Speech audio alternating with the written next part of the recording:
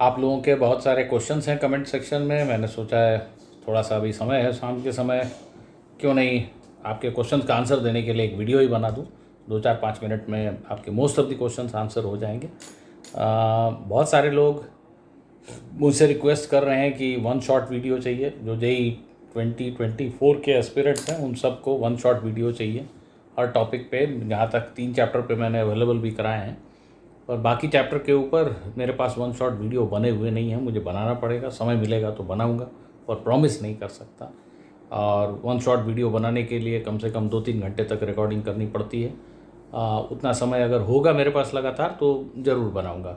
और इसमें सबसे ज़्यादा जो चैप्टर्स की डिमांड की गई है वो है nuclear physics, optics, rotation, magnetism, हर चैप्टर है। करंट इलेक्ट्रिसिटी का भी नाम किसी ने लिखा है, तो कोशिश करूँगा। और जेई मेन का तो पता नहीं, पर जेई एडवांस तक आपको कुछ और चैप्टर के वन शॉट मिल सकते हैं।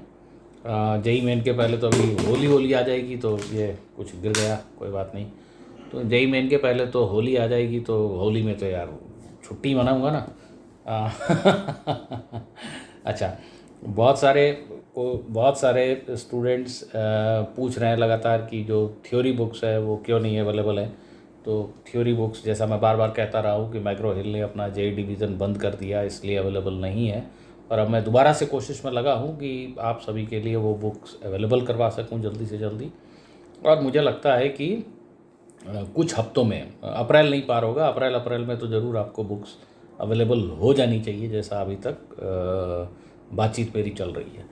तो होपफुली आपको अप्रैल में थ्योरी की बुक्स अवेलेबल हो जाएंगी, और आप सभी उसको ख़रीदिएगा, अच्छा रिस्पांस दीजिएगा तो बढ़िया रहेगा। बहुत अच्छी बुक बनी है, बहुत एग्जाम्पल्स तरीके से दिए गए हैं, तो ज़रूर उस बुक को आप सभी लोग खरीदिएगा। बहुत सारे लोगों का ये सवाल है कि आपसे कांटेक्ट कैसे करूं। बहुत सारे क्वेश्चन पूछने हैं, किसी को पढ़ाई से रिलेटेड बातें करनी है, तो बेटा मैं यूट्यूब चैनल बना के अपने आप को दुखी तो नहीं कर सकता। इतने सारे लोगों के मेल पड़े हुए हैं क्वेश्चन, मैंने मेल पहले से आपको पब्लिक कर दिया है कि sbtphysics@gmail.com पे आप मुझे कांटेक्ट कर सकते हैं। अब उसमें इतने क्वेश्चन आ गए हैं कि मैं कैसे आंसर करूं। मैं दिन भर क्वेश्चन ही सॉल्व करता रहूँगा। और कभी कभी तो कोई कहीं से इंटरनेट से एक लिंक पे क्वेश्चन ढूंढ के फेंक देता है मेरे ऊपर कि ये क्वेश्चन सॉल्व कर लो। अरे इंटरनेट पे बहुत सारी चीज़ें गड़बड़ भी होती हैं, और कुछ चीज़ें मुझे नहीं भी आती होंगी यार। तो हर क्वेश्चन का मैं इंस्टेंटली सोल्यूशन कैसे दे दूँ, मुझे नहीं समझ में आता। तो फिर भी कोशिश कर रहा हूँ। अभी कुछ वीडियोस मैंने हाल फिलहाल ऐसे ही बनाए जो आपके डाउट्स हैं, और जो मुझे जेन्युइन डाउट्स लगे, जो लगा कि जेई एडवांस लेवल का है, उसको मैंने उस पर वीडियो बनाने की कोशिश की है। आगे भी करता रहूँगा। क्वेश्चन आप भेजते रहिए, कमेंट्स लिखते रहिए। अच्छा लगता है आप लोगों को फ़ायदा होता है, आप अपनी तकलीफ़ें बताते हैं, तो मैं कोशिश करता हूँ, सोचता हूँ उसके बारे में, उसको कैसे हल किया जाए। पर इमीडिएट अटेंशन उस पर मिलेगा, इसकी उम्मीद आपको नहीं करनी चाहिए। बहुत सारे लोगों का चैप्टर वाइज प्लेलिस्ट बनाने को लेकर रिक्वेस्ट है कि मैकेनिक्स में बहुत सारे वीडियोस हैं, करीब 130 से ज़्यादा हैं शायद, तो आप चैप्टर वाइज प्लेलिस्ट बना दो। अच्छा सजेशन है, पर उस पर काम करना पड़ेगा। उस पर काम करने के लिए मैं किसी को लगाऊंगा, और दिक्कत यह है कि जिसको लगाऊंगा उसको क्वेश्चन देख के चैप्टर तो समझ में आता नहीं, तो फिर वो मुझसे ही पूछने आता है, फिर मेरा ही काम बढ़ जाता है यार। पर चलो ठीक है, उसको करेंगे धीरे धीरे करके। पर जो लोग 2024 में अपीयर हो रहे हैं जेई मेन या एडवांस में, उनको चैप्टर वाइज प्लेलिस्ट क्यों चाहिए, ये मुझे समझ में नहीं आता। मैं चैप्टर वाइज बनाऊंगा, बट जो 11th क्लास के बच्चे हैं, जो 12th में जा रहे हैं, उनके लिए तो वो ठीक है। पर जो इस साल जेई दे रहे हैं उनको क्यों चाहिए भैया चैप्टर वाइज। तुम तो कोई भी क्वेश्चन अब एक्सेप्ट करो, उसको एज ए चैलेंज करने की कोशिश करो, क्योंकि एग्ज़ाम हॉल में चैप्टर लिख के तो क्वेश्चन आएगा नहीं। अब आपको तो बल्कि कोई चैप्टर वाइज दे तो मना कर देना चाहिए कि नहीं भैया तू चैप्टर मत बता मुझे, क्वेश्चन दे, मैं ट्राई करूँगा, कोई भी सब्जेक्ट का हो, कोई भी चैप्टर का हो। तो इस एटीट्यूड के साथ जेई 2024 वालों को पढ़ाई करनी चाहिए। मैं एटीट्यूड की बात करने लगा, क्योंकि ये बेहद ज़रूरी है। आप चैप्टर देने से तो आपको ऑलरेडी एक हिंट होता है कि इस चैप्टर के ही बेसिक प्रिंसिपल लगेंगे, और आप फिर उस डायरेक्शन में सोचने लगते हो, तो क्वेश्चन बना भी लिया तो कौन सी बड़ी बात है। एग्ज़ाम हॉल में तो चैप्टर लिख के तो आएगा नहीं क्वेश्चन, है कि नहीं। तो भाई चैप्टर वाइज प्लेलिस्ट मैं बनाऊंगा, बट 2024 एस्पिरेंट्स को वैसा करना नहीं चाहिए चैप्टर वाइज, उनको तो तैयार रहना चाहिए कि किसी भी तरह के क्वेश्चन दो, मैं कर लूँगा।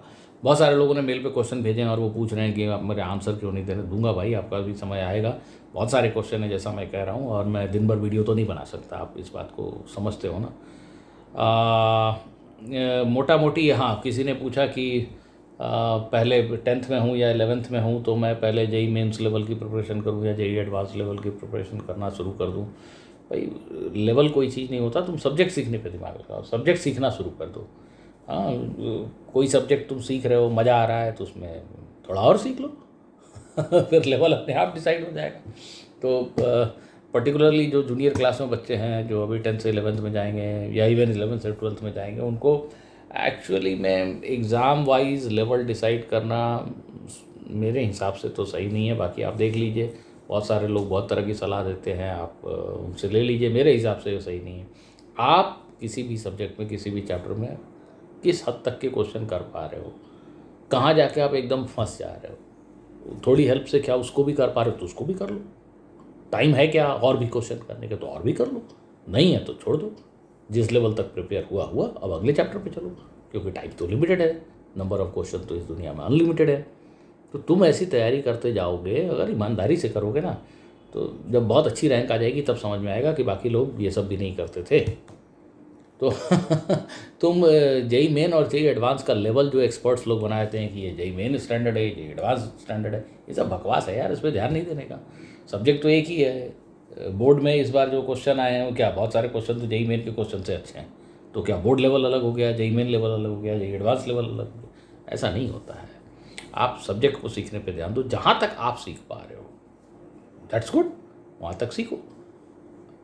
अब उसके बाद क्वेश्चन आने दो, किसी भी एग्ज़ाम में आए आप कर पाओगे। आई होप कि आप मेरी बात को समझ पा रहे हो। ठीक से थोड़ा सोचना कि मैं क्या बोल रहा हूँ, यही सच है। लेवल कोई डिसाइड नहीं कर सकता कि ये इस लेवल का क्वेश्चन है और ये इस लेवल का। जेई मेन वालों को किसी ने मना नहीं किया है कि आप कठिन क्वेश्चन मत पूछिए, कुछ दिन पूछ लेंगे। अभी कुछ साल पहले पहले तक उन्होंने हर चैप्टर, हर सब्जेक्ट में 4-4, 5-5 बड़े कठिन क्वेश्चन पूछे हुए हैं। कई बार वो ऐसे क्वेश्चन पूछ देते हैं जो जेई एडवांस वाले शर्मा जाए देख के। तो कोई लेवल थोड़ी होता है। हाँ, आप जिस हद तक सीख गए हो उस हद तक के क्वेश्चन, चाहे मेंस में आए या एडवांस में आए, आप कर दोगे, उसके हिसाब से आपकी रैंक आ जाएगी। तो यहीं पे ख़त्म करते हैं आज का वीडियो, और इस तरह के वीडियो आगे भी करता रहूँगा। आप कमेंट में लिख के मुझे अपने सवाल बताते रहिए। जनरल एडवाइस कहाँ कहाँ चाहिए, किन किन चीज़ों में चाहिए, वो बताते रहिए। वैसे मेरे एडवाइस बहुत जनरल से होते हैं और मैं उसी पे बिलीव करता हूँ। मैं आपका हाथ पकड़ के नहीं बता सकता कि ये क्वेश्चन कर, अब ये कर, अब ये कर, अब ये कर, अब ये बुक कर ले और तू सेलेक्ट हो जाएगा। ऐसा कुछ होता नहीं है, झूठ मैं बोलता नहीं हूँ। इसलिए आपको मुझसे तो ऐसी जनरल एडवाइस मिला करेगी, और अगर लेनी हो तो बिल्कुल आप लिखते रहिए और मैं आपको जवाब देता रहूँगा। तो यही में बंद करते हैं, है ना, ये बंद कर दिया।